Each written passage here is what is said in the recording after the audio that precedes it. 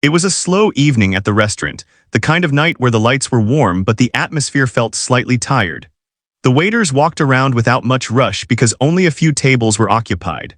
Most guests were speaking softly, enjoying calm conversations. Soft music played in the background, but it wasn't live music. The grand piano in the corner stood silent, like a centerpiece no one dared to touch. People admired it, but no one expected anything from it. Around 8 o'clock, a tall, well-dressed man walked into the restaurant.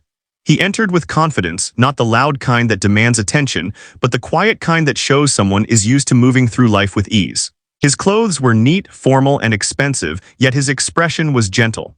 He didn't look like someone trying to show off. He looked like someone who had already achieved enough and had nothing to prove. His name was Daniel, though no one at the restaurant knew that yet. He walked inside, glanced around the room for a moment, and then took a seat at a table near the piano. He had this habit of choosing seats that gave him a complete view of the room. He liked observing people, not in a strange way, but because he believed that everyone had a story hidden somewhere.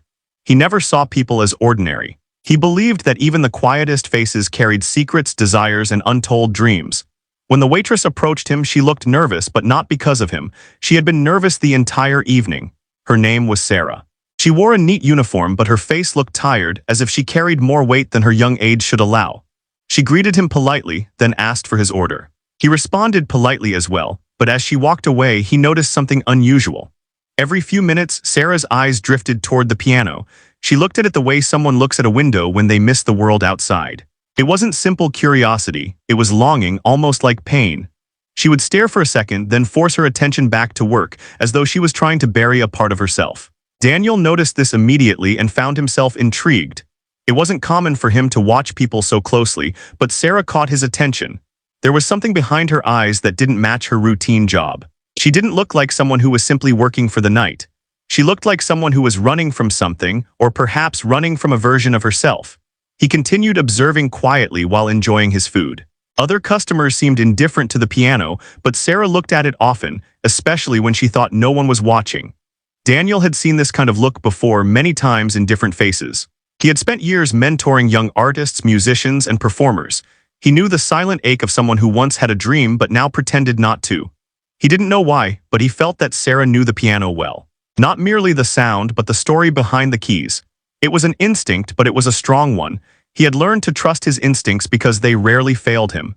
He wondered if she had been a musician once. Perhaps she had talent, maybe even great talent, but something must have pushed her away from it. Sarah continued working, delivering plates and collecting glasses, but every time she passed by the piano, her steps slowed down just a little. She never touched it, of course. She never even stood too close. It almost looked like she feared it, not because it was a piano, but because it reminded her of something she didn't want to face. Daniel watched all of this silently, without judgment.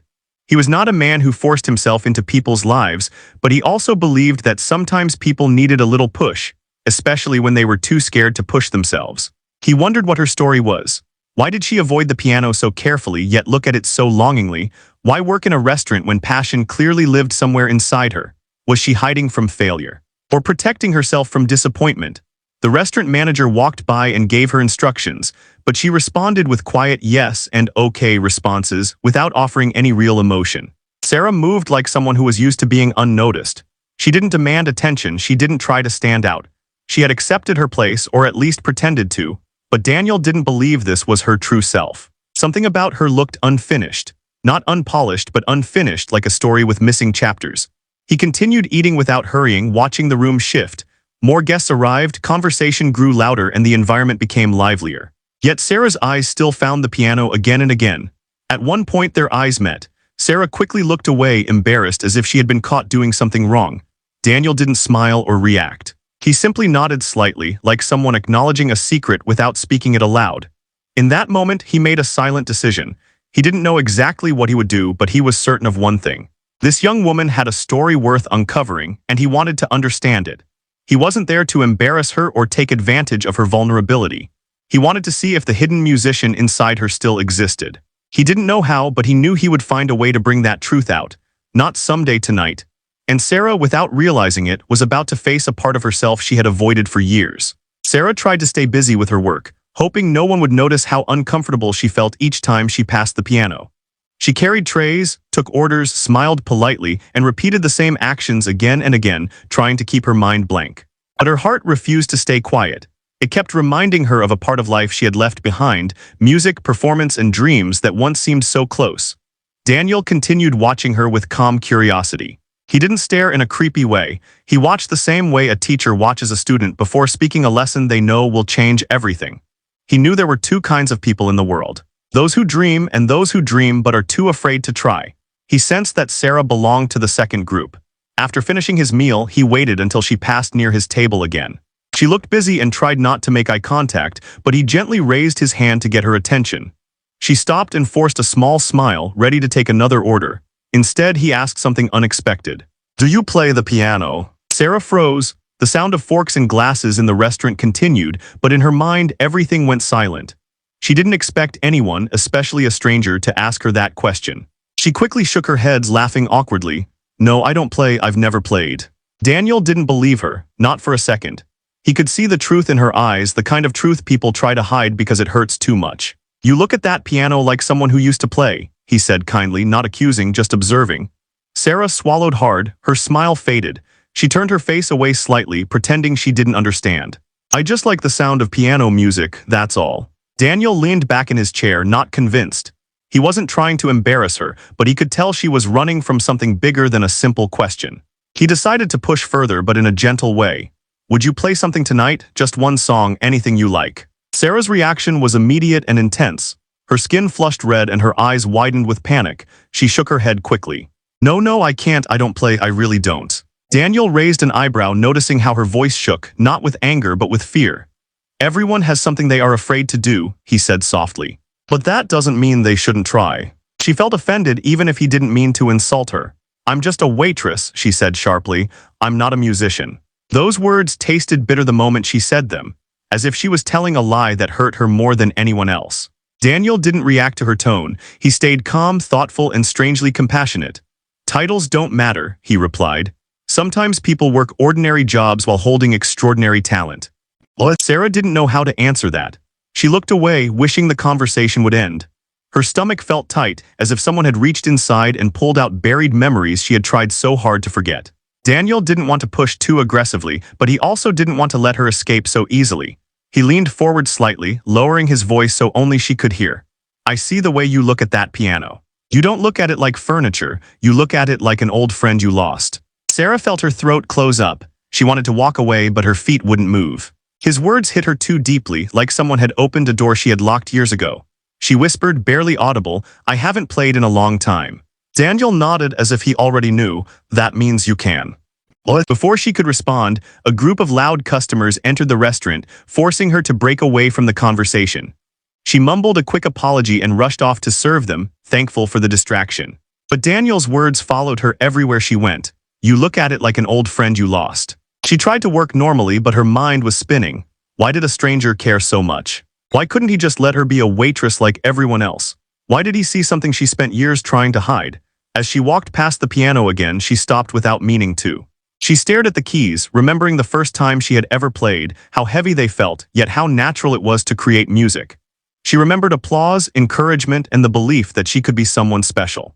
She also remembered the final performance that destroyed everything. Her hands curled into fists. She turned away quickly, angry at herself for even thinking about it. Daniel watched her from his seat, noticing her hesitation and pain. He knew enough about artists to recognize the signs of a broken dream. He wasn't there to judge her or force her into something she hated. He simply believed that some people just needed a gentle push to rediscover themselves. And tonight, he intended to be that push. He waited patiently for her to return to his table. When she finally did, she didn't speak. She avoided eye contact, hoping he had forgotten the earlier conversation, but Daniel wasn't finished. "I have a request," he said calmly. "Not as a customer, simply as someone who believes you have more inside you than you show." Sarah took a deep breath, her heart beat loud in her ears. "I want you to sit at the piano, just sit." "You don't have to play," he said, but his eyes said something different. He didn't want her to sit, he wanted her to remember. And Sarah knew deep down that if she sat at that piano again, even for a second, everything she had locked away would come back to life. Sarah walked away from Daniel's table feeling confused, frustrated, and strangely exposed. She didn't like how easily he had read her, how quickly he had stepped into a part of her life she had worked so hard to bury. She wished he had been rude or arrogant, someone she could hate or ignore. But Daniel was none of those things. He was calm, kind, and quietly confident, which made it even harder to push him away. She kept working, but her movements were different now. Her mind wasn't on orders or plates. It was stuck in the past, replaying old memories she didn't want to remember. She kept her face neutral, but inside she was shaking. When she first touched a piano at the age of 7, she had instantly fallen in love. Her parents couldn't afford lessons, but her music teacher had given her free sessions because she believed Sarah had something special. Later, Sarah became one of the most promising young pianists in her town, performing at school events, small concerts, and competitions. People praised her, encouraged her, believed in her. But as her talent grew, so did the expectations and the fear. One night she performed on stage in front of a large audience. Her hands shook, her breath failed, and the melody she knew perfectly became a mess. She froze in the middle of the performance, unable to continue. The audience didn't laugh, but she felt like they did. In that moment, something inside her broke. She walked away from the stage, from music, and from everything she had dreamed of. She never touched a piano again. She promised herself she never would. That promise had stayed with her for years. Now a stranger was challenging it. When she returned to Daniel's table with a bottle of water, he smiled softly, as if sensing the war inside her. She placed the bottle down quickly, trying not to meet his eyes, but he spoke before she could walk away. "Fear is not a good enough reason to quit something you love," he said quietly. Sarah froze. She wasn't even sure how he knew fear was involved. "I'm not afraid," she lied without conviction. Daniel shook his head. "Of course you are. Everyone is afraid of something that matters to them." His words made her angry, not because they were rude, but because they were true. She didn't like being understood. Understanding meant vulnerability, and vulnerability meant pain. "I don't want to talk about this," she said firmly. "I understand," he replied gently, surprising her, "but I still want you to try." She frowned. Why do you care?" Daniel looked at her for a long moment, thinking before he answered. "Because I've seen too many talented people throw away their gifts for the wrong reasons, and I regret not helping them when I had the chance." Sarah didn't know what to say. She wasn't used to people caring about her dreams or even knowing about them. She had spent so long pretending those dreams never existed that she had almost convinced herself they weren't real. But then, her manager called across the room, interrupting the moment, and she hurried away. For the next 30 minutes, Sarah tried her hardest to avoid Daniel, but the restaurant became busier, and she was forced to walk past him again and again. Each time she passed, she felt a mixture of dread and curiosity. She could feel something building inside her, something she had tried to silence for years. Daniel didn't talk to her again right away, which somehow made things worse. His silence wasn't dismissive, it was patient, like someone waiting for a flower to open on its own time. He didn't pressure her, didn't stare, didn't force anything. He simply waited, as if he had already planted a seed that would grow eventually.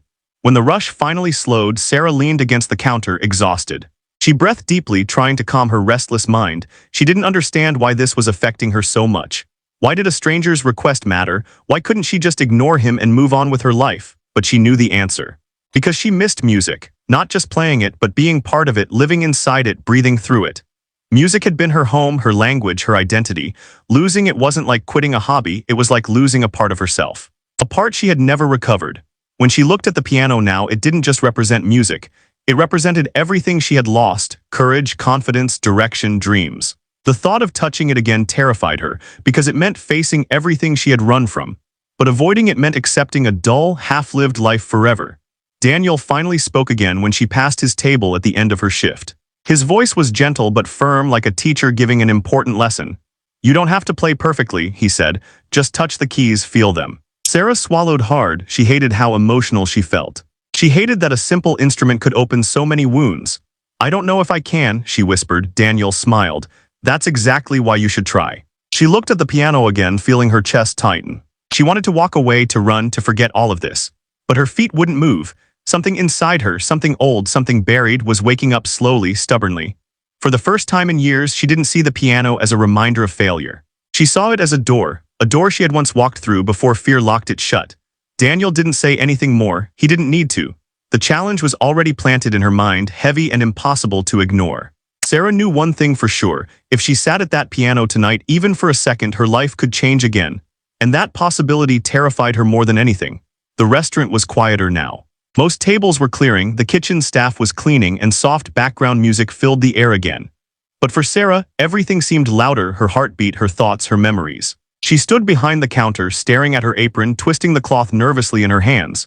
She couldn't stop thinking about what Daniel had said: just sit at the piano, feel the keys. It sounded so simple. But for her, it wasn't simple at all. Years ago, her world had revolved around music. She didn't just play piano, she lived through it. She could close her eyes and play for hours, forgetting her worries, forgetting herself. The instrument had felt like a friend, a voice she could trust. But the night she froze during her big performance had destroyed that trust. She had walked away from that stage believing she wasn't good enough, believing she was weak. No matter how many times her teacher told her it was only one mistake, that everyone fails sometimes, she couldn't forgive herself. Now, standing in the same room as the dusty piano, she felt like a different version of that girl, the one who had once believed she could fly. Sarah took a breath and glanced at Daniel. He wasn't watching her, at least not openly. He sat quietly sipping coffee, reading something on his phone. His calmness made her even more unsettled. It was as if he already knew she would eventually walk toward that piano. She turned away sharply and forced herself to focus on wiping tables. But every time she passed near the piano, her steps slowed. Her eyes drifted toward it and her chest tightened. Finally, her shift ended. Her manager gave a quick nod of dismissal and the other staff hurried to gather their things. Sarah didn't move. She stood still, staring at the polished black surface of the piano. The restaurant lights reflected off it like stars on water. It was beautiful, intimidating, and familiar all at once. Her palms were sweating. Her fingers tingled, the same strange sensation she used to get before playing on stage. She felt foolish. Why was she reacting like this? It was just an instrument, wood, strings, keys, yet it felt like the past calling her name. Daniel finally looked up. Their eyes met. He didn't smile. He didn't speak. He only held her gaze as if asking a silent question. Are you ready? She didn't know if she was. But she knew she was tired, tired of running, tired of pretending the music inside her didn't exist. Her feet moved on their own, one slow step then another. Her breath trembled as she walked toward the piano. She heard someone whisper behind her, maybe a coworker surprised she was approaching it. She ignored them. Her vision tunneled, the world shrinking to one destination, the piano bench. When she reached it, she hesitated. She touched the edge of the wooden frame lightly with her fingertips. The surface was cool, smooth, familiar. Her heart pounded so loudly she feared Daniel could hear it from across the room. Slowly, she sat down. The moment she did, memories flooded her, her teacher's smile, her mother's proud tears, the applause she once received, and the silence that crushed her afterwards. She wasn't ready to play, not yet. Her hands rested in her lap, trembling. She closed her eyes. Daniel stood and walked closer, not too close, just enough to speak softly. Breathe, he said. She did. Her fingers lifted toward the keys, inches away. She hovered, frightened to touch them. What if I can't do it? She whispered. Daniel answered without hesitation. Then you try again tomorrow. His words loosened something in her chest. She placed her right hand gently on the keys. The cool ivory met her skin, and a strange warmth spread through her like waking from a long sleep. She touched one note, soft, hesitant. It rang through the quiet room. Her coworker stopped sweeping. A couple eating dessert turned their heads. Even Sarah jumped slightly at how loud that one note felt. She looked at Daniel with wide eyes as if asking permission to continue. He nodded, so she pressed another key, then two together, her left hand lifted, following instinct more than courage. She wasn't playing yet, not truly, but she was remembering. The piano hummed under her fingers like greeting an old friend. Sarah closed her eyes and sighed, half afraid, half relieved. And then before she could stop herself, she began to play. At first it was barely a tune, soft and uneven, but as her fingers explored the keys, muscle memory awakened. Notes formed patterns, patterns formed melody. A simple, fragile piece emerged, one she had learned as a child. The sound was shaky but beautiful. The restaurant became silent. Every eye turned to her. Sarah didn't notice. She was somewhere else entirely, back in the world she thought she'd lost forever. The melody strengthened, her posture shifted, her fingers flowed, her face softened.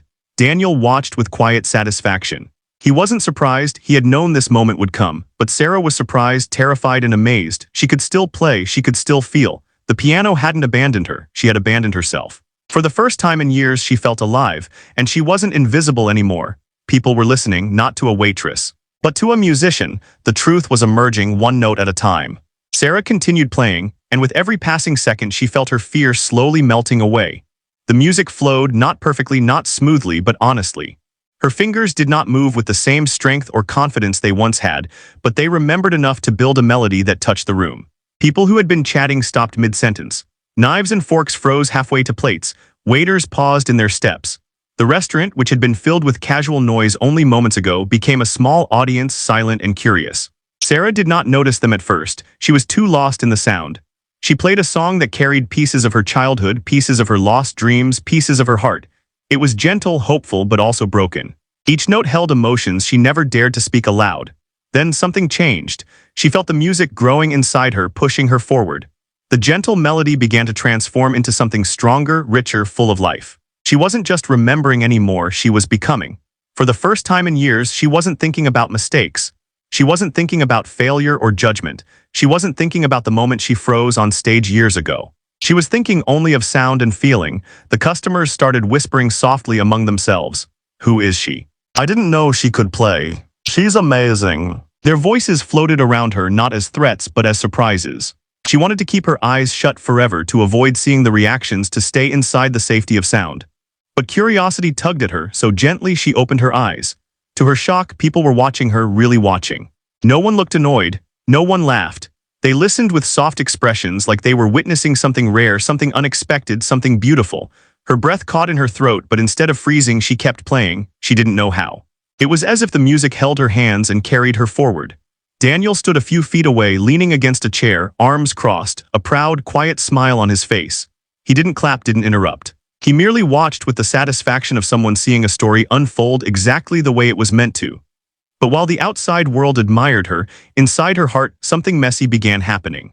Old memories returned, not the good ones, but the painful ones.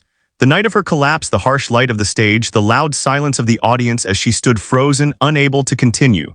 The humiliation, the panic, the crushing belief that she had destroyed her chance forever. Her fingers slipped, hitting a wrong note, then another. A chain of imperfect sounds followed, breaking the smooth melody. Immediately, fear tightened her chest. Her hands began to shake. Immediately, fear tightened her chest. Her hands began to shake. Not now, please, not now. She almost stopped playing. She almost stood up and walked away. Her instinct screamed to flee, to escape before anyone saw her fall again. But before she could run, a gentle voice cut through the noise of her panic. Keep going. It was Daniel. He didn't say it loudly, but it was firm enough to anchor her. His voice carried belief she didn't have in herself. She swallowed hard and forced her hands to continue. Her fingers stumbled at first, messy and unsure, but little by little, the melody formed again. She began to regain control, to breathe, to feel the music take shape. She wasn't perfect, she wasn't flawless. But she was present. People listened not to see her fail, but to experience something real. Humans didn't want flawless machines. They wanted honesty. They wanted courage. They wanted stories. And Sarah's story was unfolding in every note, the pain, the loss, the fight, the hope. By the time she reached the final section of the song, her heartbeat had softened, her breathing steadied. She wasn't trying to impress anyone anymore. She wasn't performing for applause. She was simply letting her heart speak in the only language it understood. The last few notes floated into the air, gentle and slow. And when her fingers lifted from the keys, the silence that followed was thick, emotional, and full of meaning. For a moment, the entire room remained still. No one spoke. No one moved. Then suddenly someone clapped, then another, and another. Soon the room filled with applause, warm, respectful, not dramatic, but sincere. People smiled at her, nodded, whispered words she could not hear but could feel. Sarah's eyes filled with tears, not because of pride, but because she hadn't felt seen in so long. She had become so used to shrinking herself, hiding behind trays and smiles, that she had forgotten what it felt like to be appreciated. She wiped her eyes quickly, embarrassed by her own emotion. But then she looked at Daniel, who nodded once, silently telling her, "You did it." She didn't know what would happen next or how long this feeling would last, but for the first time in years, a small spark of belief lit up inside her. Not confidence, not certainty, just belief. The belief that maybe, just maybe, she wasn't a failure, she wasn't broken, she wasn't forgotten. She was a musician who lost her way. And tonight, she had found the road again. Even if only for a moment. The applause faded slowly, leaving behind a warm echo in the air. Sarah sat on the piano bench, frozen in place, overwhelmed by everything that had just happened. She hadn't expected to play. She hadn't expected to finish. She certainly hadn't expected strangers to clap for her. Her hands still trembled, but this time it wasn't fear. It was adrenaline, relief, and relief's darker twin, disbelief. She stared at her fingers like they didn't belong to her. She couldn't understand how they had remembered what her mind had forgotten. One of the customers, an older woman with silver hair and kind eyes, approached the piano. She didn't speak loudly, didn't draw attention, just leaned forward and whispered, "That was beautiful, dear." Sarah didn't know what to say, so she just smiled weakly and nodded. Her voice had vanished somewhere between the first note and the last. The woman touched her hand softly. "Don't stop again." Then she walked away. Sarah stared after her, stunned. "Don't stop again." Those words felt like a blessing, but also a threat, a reminder of everything she had promised herself she would never do again. Daniel approached next, but he didn't clap or congratulate her in a showy way. He simply stood near the piano, hands in his pockets, expression gentle. "How do you feel?" he asked. Sarah let out a shaky laugh, like I might throw up. He laughed quietly. "That's normal, it means you care." I don't know what I just did, she admitted. You remembered who you are. She looked away, uncomfortable with such a heavy statement. I'm not a musician anymore. Daniel shook his head slightly. Tonight, everyone thought you were. She didn't answer, she didn't know how. She stood up from the bench, her legs unsteady. Daniel offered a hand to help her, but she shook her head, wanting to stand on her own, even if it meant wobbling. He admired that. Back at the counter, two workers were chatting excitedly. When they saw Sarah, they smiled like proud siblings. Girl, where did that come from? One asked. You never told us you could play, the other added. Sarah shrugged, embarrassed. I didn't think it mattered. It matters now, the first one said, because that was insane. She didn't know what to do with the compliments. They felt too large, too heavy, like gifts she wasn't ready to carry. Daniel paid his bill and stood near the exit waiting. Not for her, just waiting, as if deciding whether to leave or speak again. When Sarah finally walked over, he didn't say good job or I knew you could. Instead, he asked a simple question, why did you stop playing? The question hit harder than anything else that night. She looked at him, angry and tired. Because I failed, because I froze, because I embarrassed myself in front of everyone. Because I wasn't good enough. Daniel listened without interrupting. And you think that's the end of the story? It was, she said sharply. No, he replied calmly. It's just the part where you paused. His words made her chest tighten. She didn't want hope. Hope felt dangerous. Hope made you try. And trying meant you could fail again. He could see her defenses rising, so he softened his tone. Everyone fails when they're young. That's how they learn. What? You don't understand, she said. It wasn't a small mistake. It destroyed my confidence. Daniel nodded slowly. But hiding from something doesn't heal it. It just keeps you wounded longer. What? She blinked, surprised that a stranger understood so much. He glanced toward the piano. Tonight, you played with fear shaking inside you and you still created something beautiful. That's not weakness. He paused. That's strength. What? Sarah didn't know whether to cry or laugh. Instead, she leaned against a nearby table, exhausted. What do you want from me? She muttered. I don't want anything, he said. But I think you want something, even if you won't admit it. What? She frowned. Like what? A second chance. The words sat between them, heavy and tempting. A second chance. She didn't respond. She didn't want to, but the truth was obvious. She had wanted one for years. Every time she passed a piano, every time she heard a piece of music she once played, every time she remembered who she could have been, she wished for a second chance. But she had convinced herself it was too late. Daniel pulled out a business card and placed it gently on the table. I help support young artists, scholarships, training, opportunities. I can help you if you want to try again. She stared at the card, shocked. So this was your plan? To recruit me or something? He shook his head. I didn't come here to find anyone. I just came for dinner. You found me. She didn't pick up the card, not yet. I can't promise anything, she whispered. He nodded. You don't have to. You just have to keep moving forward. For a moment they stood in silence. Not awkward, not tense, just quiet, meaningful silence. Before leaving, Daniel said one last sentence, calm, confident, and full of conviction. You are not finished. And then he walked out the door. Sarah stared after him, feeling afraid, confused, and more alive than she had in years. She looked at the business card again, heart pounding. Maybe he was wrong, maybe he was crazy. Maybe she wasn't good enough, but maybe, just maybe, she had the courage to find out. Sarah stood alone after Daniel left, holding the business card like it was something dangerous. It was small, simple, and harmless, yet it felt powerful enough to change her life. She slipped it into her pocket quickly, scared someone might see it, and asked questions she wasn't ready to answer. The restaurant staff went back to finishing closing duties, but the mood had shifted. People whispered, smiled, glanced at her with admiration or curiosity. She didn't know whether to feel proud or uncomfortable. Attention had always felt like a knife, sharp, painful, dangerous, even when it wasn't meant to hurt.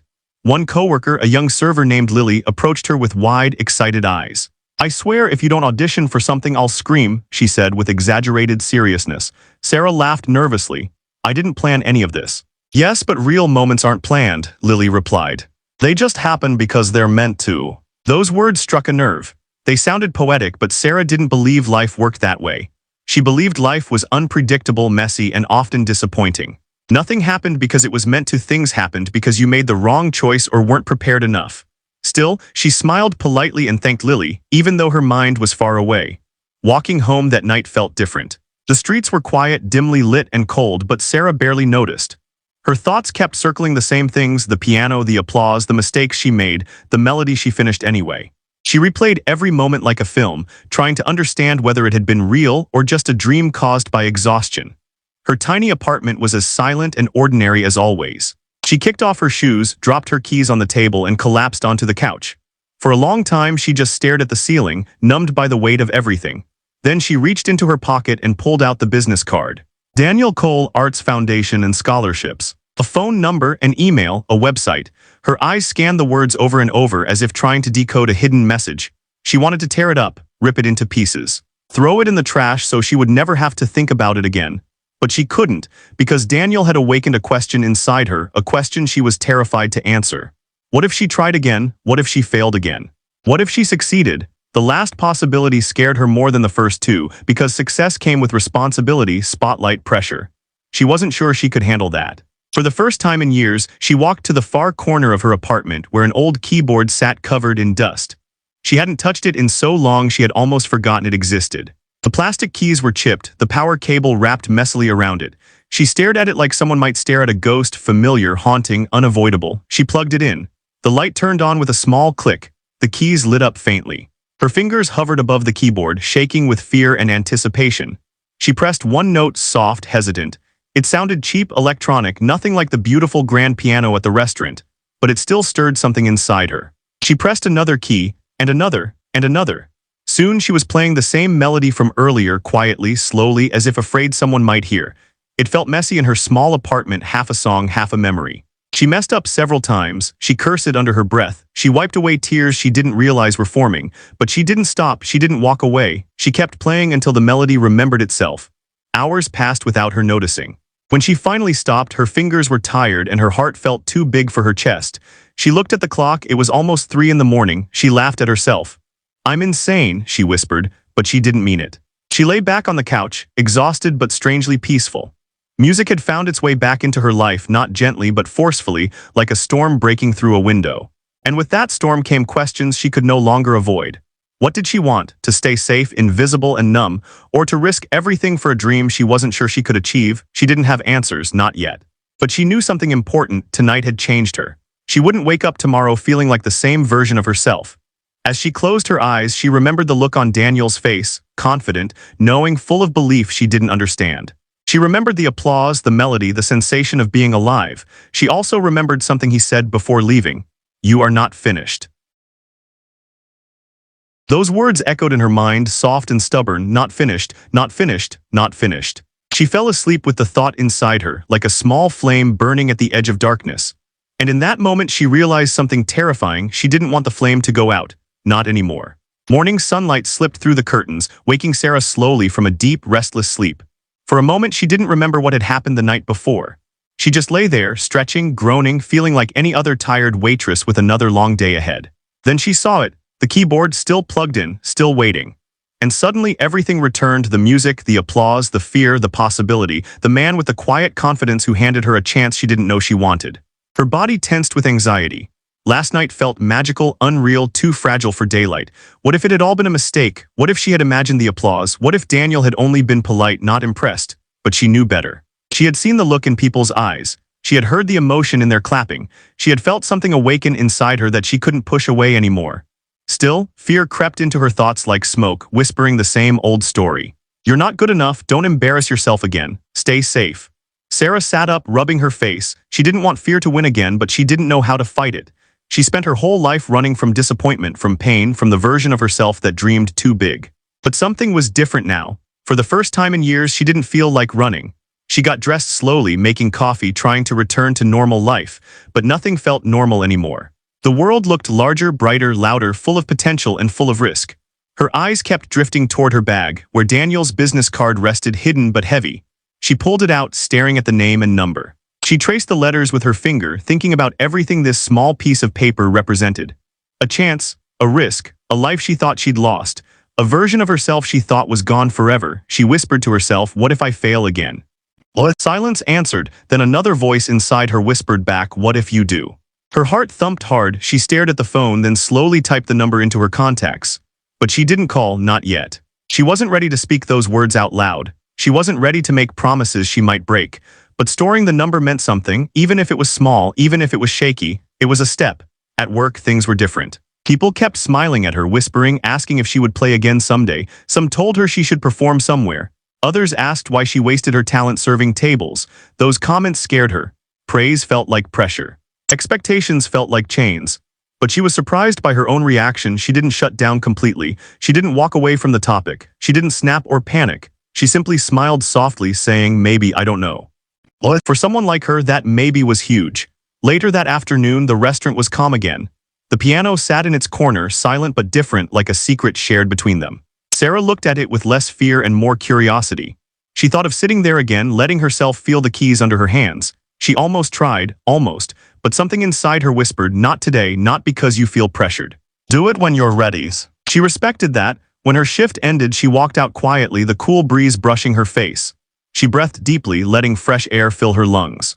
She hadn't noticed this in years, how good air could feel, how alive the world could seem. At the bus stop, she sat alone, staring at the city lights. She wondered where Daniel was now. She wondered if he had believed in her because he saw something real or because he saw potential. She wondered if he waited for her call or if he simply trusted that life would do the work. She remembered his words. "You just have to keep moving forward. Not sprint, not leap, not transform overnight, just move forward, one step, then another." When she reached home, she didn't collapse on the couch like she usually did. She didn't scroll on her phone or distract herself. Instead, she walked straight to the keyboard. She sat down, her fingers hovered above the keys again, less shaky this time, more curious. She pressed one note, then another. The melody came slowly, unevenly, like a child learning to speak. She made mistakes, she frowned, but she didn't quit. She played for 20 minutes, then 30, then an hour, not because she had to, not because someone pushed her, but because she wanted to. For the first time since that painful night years ago, she played for herself. No audience, no stage, no fear of failure, only sound, memory, growth, and fragile hope. When she finished, she took a deep breath, wiped her eyes, and smiled. Not a big, dramatic smile, just a small, quiet one, the kind that comes from inside, not outside. She wasn't healed, she wasn't fixed, she wasn't fearless. But she was trying, and trying was enough. Before going to bed, she took Daniel's card from her bag and placed it on her table, not hidden, not buried, but visible, waiting. Maybe she would call tomorrow, maybe a week from now, maybe a month. The future was uncertain. But tonight, something important had changed. Sarah didn't feel like someone who had failed. She didn't feel like someone who was finished. She felt like a person at the beginning of a new chapter, fragile, hopeful, scared, and brave. And as she turned off the light, the words she once feared now filled her with quiet strength. Not finished, not finished, not finished. She whispered to the empty room, "I'm not finished." And for the first time in a long time, she believed it.